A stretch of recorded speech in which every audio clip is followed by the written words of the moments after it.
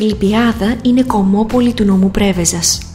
Ταυτίζεται με την αρχαία πόλη Χάραδρο που άκμασε τον 7ο και 8ο αιώνα π.Χ., ερείπια της οποίας βρίσκονται στη θέση Καστρί.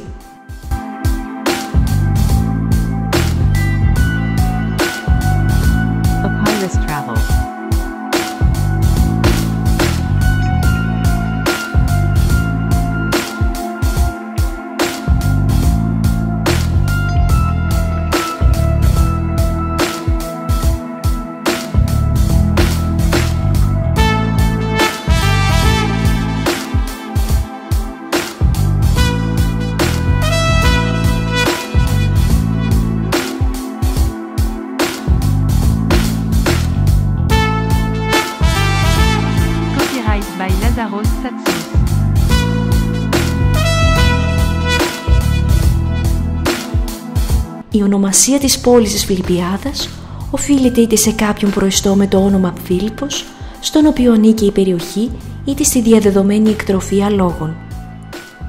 Η πόλη της Φιλιππιάδας χωρίζεται σε 3 άτυπες συνοικίες: τη Νέα Φιλιππιάδα, την Παλιά Φιλιππιάδα και το Ελευθεροχώρι.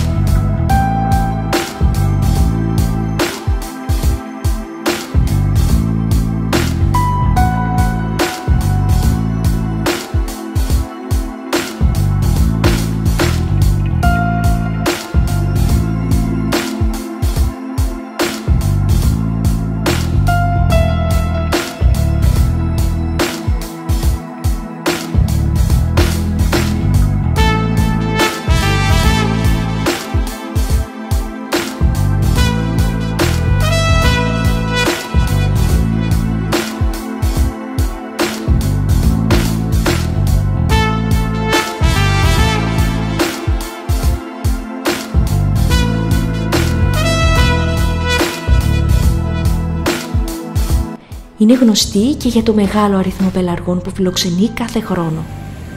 Οι κάτοικοι φρόντισαν να δημιουργήσουν ιδανικές συνθήκες για τους πελαργούς και έτσι αυτοί καταφτάνουν στη Φιλιππιάδα κάθε χρόνο και περνούν το καλοκαίρι στην πόλη.